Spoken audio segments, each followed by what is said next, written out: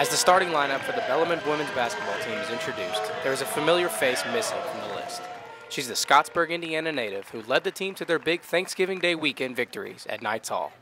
Junior forward Darion Hutchinson was the star for the Knights as she led the team in both points and rebounds in their victories over Kentucky State and Ferris State during Thanksgiving break. She gained the honors as the tournament MVP and GLVC Player of the Week.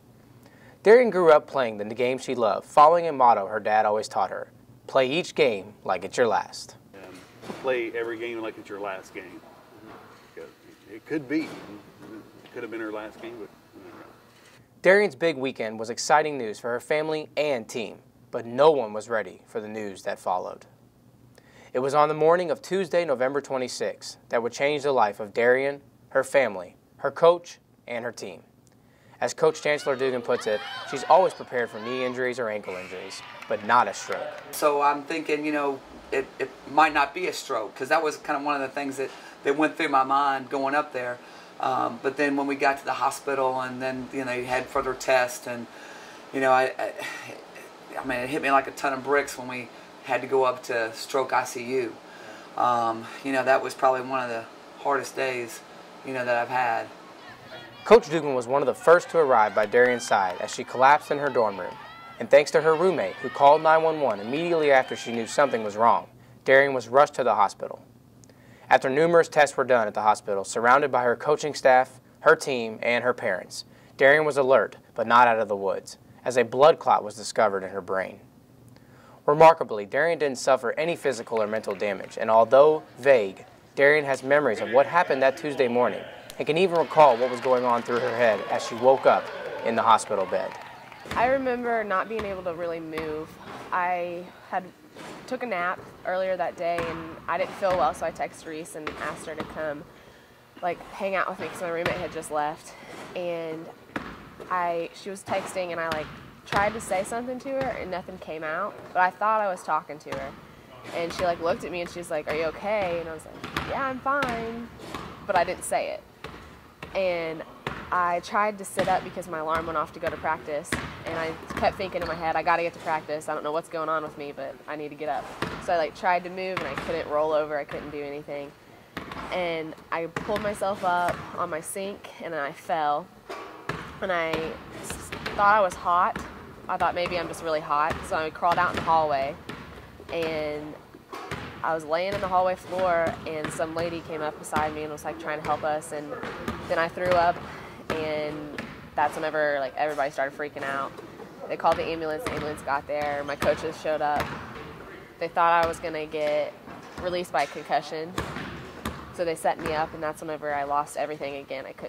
I could talk now, but I couldn't tell you what I was thinking.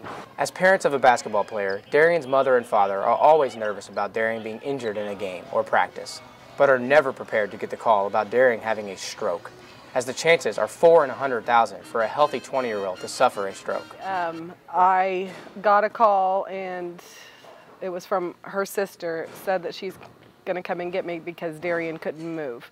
They were taking her to University Hospital. And she didn't know anything else other than that. And so for me, I didn't know whether she had fallen and hit in her head, or, you know, what had happened. The last thing I thought it would be a stroke. That didn't enter my thought process at all. I mean, I just figured it was something related to basketball. Darion would spend Thanksgiving in the hospital, surrounded by her family and team. And according to Darion and her parents, this life-changing event has brought their family and the Knights even closer than before. to me, the support she got was beyond phenomenal from the university. And so I feel closer to them. I feel closer to these people. I mean, I can't do enough for the university, and I never can do enough for her.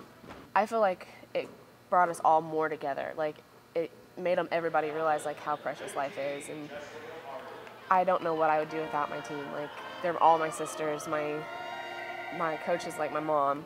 Again, like, I got a third mom now, so you know, like, everybody is just like our little family. Like, we spend more time with each other than anybody else anywhere, you know. So it brought us all together. According to doctors, the cause of the blood clot is still not confirmed, although it has been narrowed down to family history and birth control, taken often by female athletes to help regulate their menstrual cycle. Darion had no idea this would ever cause her to suffer a stroke at 20 years old. As one would imagine, it's very difficult for Darion and her parents to share their story of what happened on that Tuesday morning. But their hope is to send a very important message. Somebody her age could perfectly healthy, as in shape she was, could have a stroke. As her neurologist said, it's amazing that the FDA doesn't, make it stricter to let people know it's not people 35 and older that smoke cigarettes that are unhealthy that have a stroke. It could be your 20-year-old athlete. That's so true. I mean, everything's a gift. Every day's a gift, and there's no reason to waste a day or a game not giving it your full effort. And everything deserves that. And I think it just got stronger. Darion is still on blood thinners and hasn't been cleared to play, but she has a plan to be back next season. And as her mom puts it, she's a God-given talent. You'll continue to see Darion cheering and coaching her team from the sidelines this season, and maybe even yelling at him like a head coach. But with the support of her parents, coaches, and team, Darion says she's more than ready to get back on the court next season. For Bellarmine Sports, this is Sid Abramson. Go Knights.